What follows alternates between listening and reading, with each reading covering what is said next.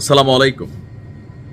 আগামী ফেব্রুয়ারি ২০২৬ বাংলাদেশের জাতীয় সংসদ নির্বাচন। তো এই নির্বাচনকে ঘিরে এখন নানান উৎকণ্ঠা, উদ্বেগ, সন্দেহ অনেক কিছুই কাজ করছে যে আদৌ ডক্টর মোহাম্মদ ইউনূস তিনি আগামী ফেব্রুয়ারিতে জাতীয় নির্বাচন করতে পারবে কিনা। কারণ এই মুহূর্তে মাঠে জামাত ইসলাম এবং তাদের সমর্থিত যে শক্তিরা আছে, সাপোর্টিং যে দলগুলো আছে, তারা পিআর সহ অনেক কিছুতেই রাজপথে তারা নেমেছেন। অপরদিকে জামাতের একজন উচ্চতর নেতা তিনি আবার ডক্টর ইউনূসের সাথে যুক্তরাষ্ট্র সফর করছেন। সরকারেও জামাতের অনেকটা বড় স্টেক হোল্ডার আছে। তা আমার কাছে মাঝে মাঝে মনে হয় যে তারা এই দাবিটা আসলে কার কাছে করছে, মানে এটা কি ডক্টর ইউনূসের কাছে করছেন? তো সরকারও তো আপনারাই স্টেক হোল্ডার, আপনারাই সরকার বসাইছেন, তাহলে কেন এই আন্দোলন? পিআরের ভালো মন্দ আসলে কি সেটা আমাদের অনেক মানুষ আছে, আমরা হয়তো বুঝি, আবার অনেকে বুঝি না। যাই হোক, আলোচনার জায়গাটা ওইখানে না। তো আগামী বছর ফেব্রুয়ারিতে নির্বাচনটা কতটুকু সম্ভব, বা ডক্টর মোহাম্মদ ইউনূসের অধীনেই এই নির্বাচন হবে কিনা, এটা নিয়ে একটা তথ্য সামনে আছে। রাজনৈতিক বিশ্লেষক এবং জনপ্রিয় টেলিভিশন উপস্থাপক, টকশো উপস্থাপক, সাংবাদিক জিল্লুর রহমান ভাই আওয়ামী লীগ সরকারের সময় অনেক বাটে পড়ছিল যে আমেরিকার সাথে হাত আছে, তার বাড়িতে পুলিশ অভিযান চলছে। আমি এটার পক্ষে ভিডিও বানাইছি যে এটা উচিত না, একজন সাংবাদিককে কথা বলতে দিতে হবে। তো ওনার কিন্তু নেটওয়ার্ক অনেক বড়, বিদেশে অনেক ওনার বড় বড় নেটওয়ার্কের সাথে উনি কানেক্টেড। তো তিনি যখন কথা বলেন মানুষের কাছে এটার গ্রহণযোগ্যতা তৈরি হয়।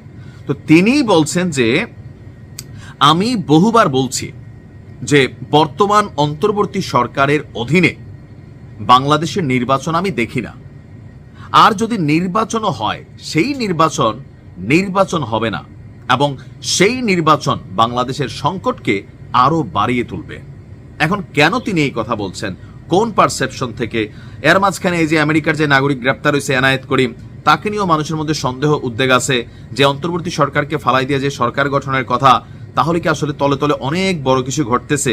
তো সাংবাদিক জিল্লুর রহমানের এই মন্তব্যটা এই মুহূর্তে আরো আলোচনার খোরাক জুগিয়েছে। ওনার বক্তব্য, রাষ্ট্রবিজ্ঞানের একজন ছাত্র তিনি, আর দেশি বিদেশি রাজনীতির সাথে নিয়মিত সম্পর্ক ওনার আছে। তো সেখান থেকে তিনি দেখেন যে বাংলাদেশ আসলে ভিন্ন দিকে যাচ্ছে। ওনার বক্তব্য, আমি আসলে ফেব্রুয়ারিতে ডক্টর ইউনূসের অধীনে ভালো নির্বাচন দেখি না, আসলে নির্বাচনই দেখি না। এখন ডক্টর মোহাম্মদ ইউনূসের অধীনে নির্বাচন কতটুকু গ্রহণযোগ্য হবে বা কতটুকু নিরপেক্ষ হবে, এ নিয়ে অনেক রাজনৈতিক দল কিন্তু প্রশ্ন করছেন। অপরদিকে ডক্টর মোহাম্মদ ইউনূস তিনি বলছেন যে পৃথিবী যা দেখা নেয় তিনি তাই দেখাবেন। এটা কিন্তু একটা হিউজ চ্যালেঞ্জিং ইস্যু। সত্যি সত্যি যে থাকে না যে এক্সপেকটেশন যখন অনেক হয়ে যায়। আপনি আমার দাওয়াত দিয়েছেন, আমি চিন্তা করছি দাওয়াতই তো, সকালবেলা ঘরে খাবার কম খাইলাম, মাছ খাবো, মুরগি খাবো, হ্যাঁ মিষ্টি খাবো, দধি খাবো, একদম থাকে না, ছোটবেলা এটা করতাম। আমার আম্মা বলতো দাওয়াত আছে কম করে খা, দাওয়াতে যে বেশি করে খাইস, পেট ভরা যাবে না।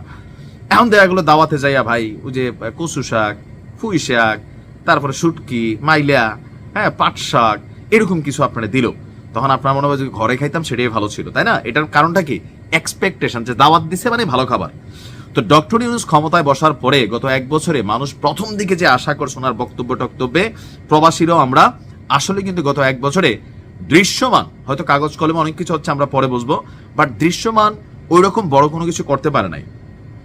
অনেক কিছু করছে, বাট ম্যাক্সিমাম যে লেভেলে মানুষকে খুশি করার মতন তেমন বড় কোনো কাজ কিন্তু আসলে হয় নাই।